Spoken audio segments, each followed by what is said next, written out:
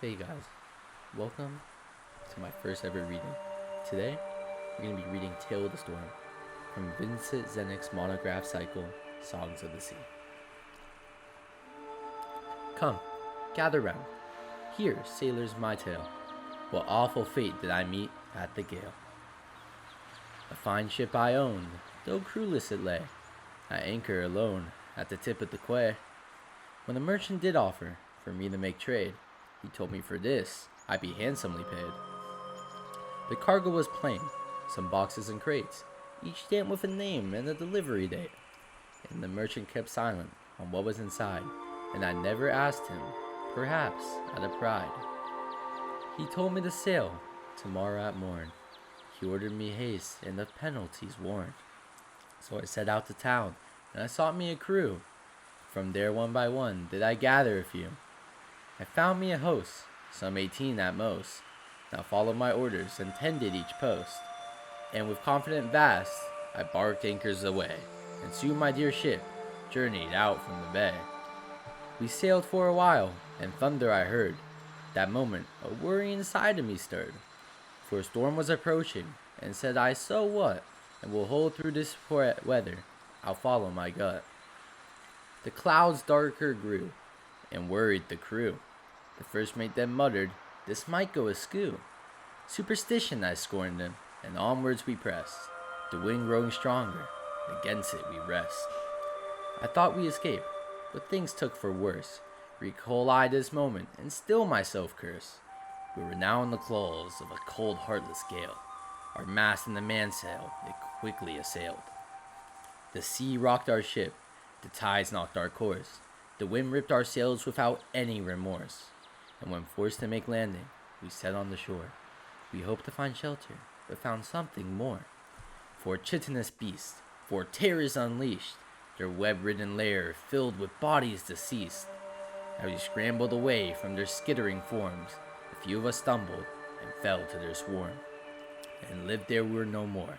They never will oar, nor tread on the ship from the aft to the fore. Their fates quickly sealed, by the spiders consumed. We mourned for a moment, our plight then resumed. We followed the coast, our shambling host, a raggedy sailors, some 14 at most, when we heard a grim gurgle that came from the rear. A musketeer's gale gave us plenty to fear. 2 men lost their ground and slipped on the stones. They fell to the water with naught but a groan. They too were soon gurgling, the sea filled their lungs. We slew the damned creature, and onwards we sprung. Soon over a hill, we stumbled across a cavernous respite, much covered in moss. As we thought we found shelter, a thunderous smite did strike the ground brightly and offered some light.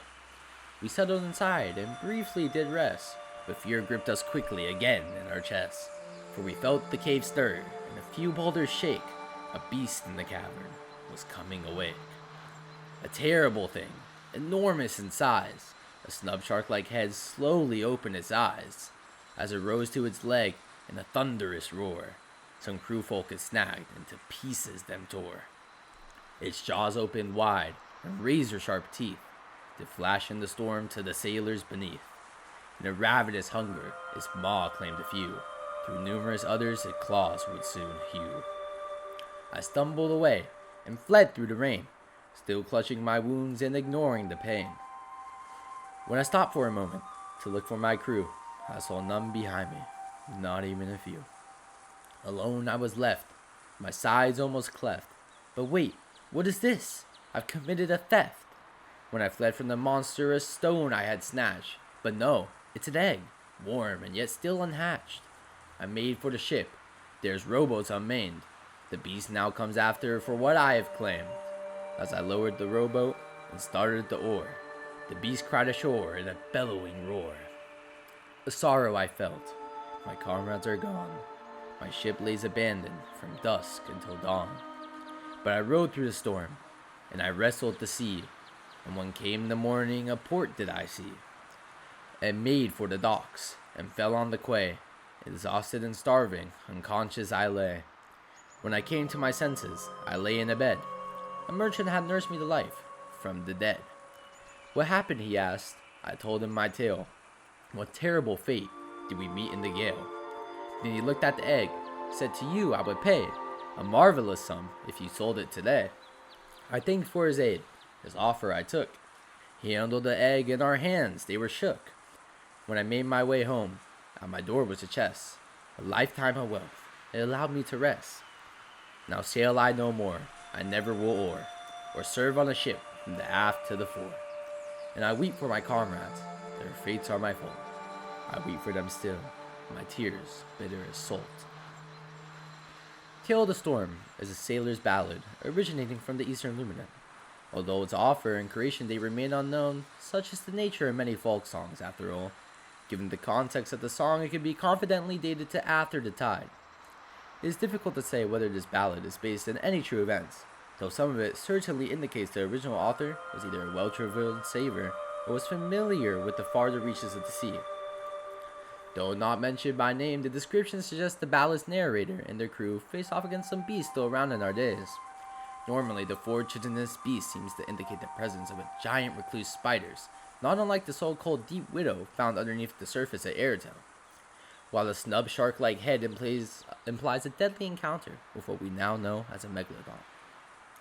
The unfamiliar landscape and unusual fauna described in the song's narrative, a high-cliffed island some distance away from civilization, with the presence of several giant nesting spiders in close proximity to the territorial megalodon's breeding grounds, suggests that the surface world inhabited by the ballad's original author may have been much different to the one we live in today.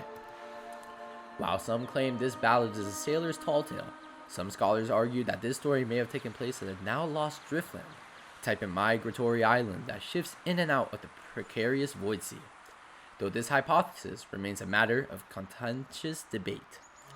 Some have suggested the name Bellerin, or the Iron Isle, for this hypothetical island. Furthermore, it has been proposed that it may have existed during the Shallows, the era in our world's history when the people of the world were stuck, suffering atop former mountain peaks after the tides rose. It is known through scarce remaining texts that driftland shift was most prominent and fast-paced immediately after the era of the tides. However, the Shallows are notorious for being a dark spot in the annals of history for its lack of preserved records. Thank you for sitting here and listening today with me. I hope you'll come back when I post the next reading.